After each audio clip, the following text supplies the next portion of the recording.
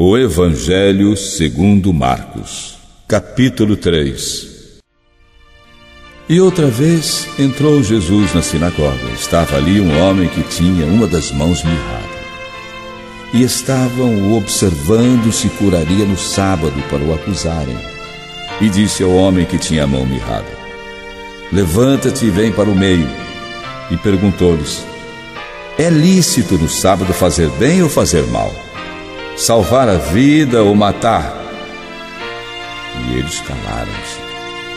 E olhando para eles em redor, com indignação, condoendo-se da dureza do seu coração, disse ao homem: estende a tua mão. E ele a estendeu.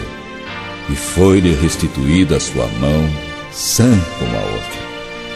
E tendo saído os fariseus, tomaram logo conselho com os herodianos contra ele, procurando ver como o matariam.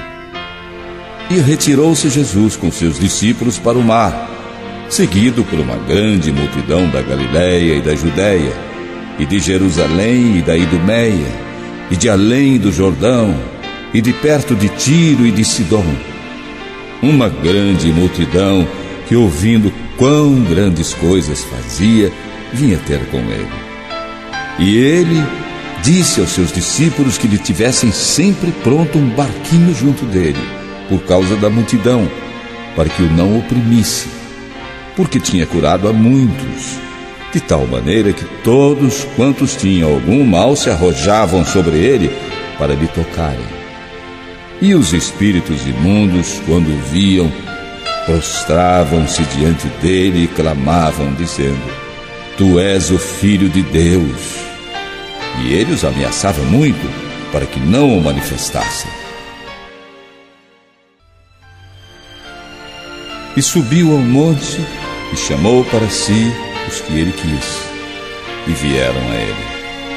E nomeou 12 para que estivessem com ele e os mandasse a pregar, e para que tivessem o poder de curar as enfermidades e expulsar os demônios.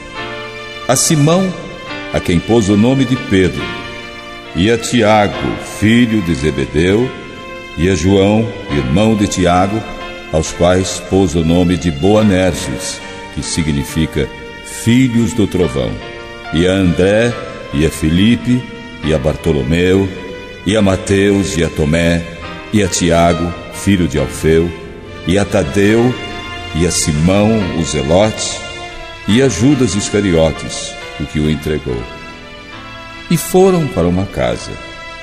E afluiu outra vez a multidão, de tal maneira que nem sequer podiam comer pão. E quando os parentes de Jesus ouviram isto, saíram para o prender, porque diziam: está fora de si. E os escribas que tinham descido de Jerusalém diziam: tem Belzebu, e pelo príncipe dos demônios expulsa os demônios. E Jesus, chamando-os a si, disse-lhes por parábolas: como pode Satanás expulsar Satanás? E se um reino se dividir contra si mesmo, tal reino não pode subsistir. E se uma casa se dividir contra si mesma, tal casa não pode subsistir. E se Satanás se levantar contra si mesmo e for dividido, não pode subsistir, antes tem fim.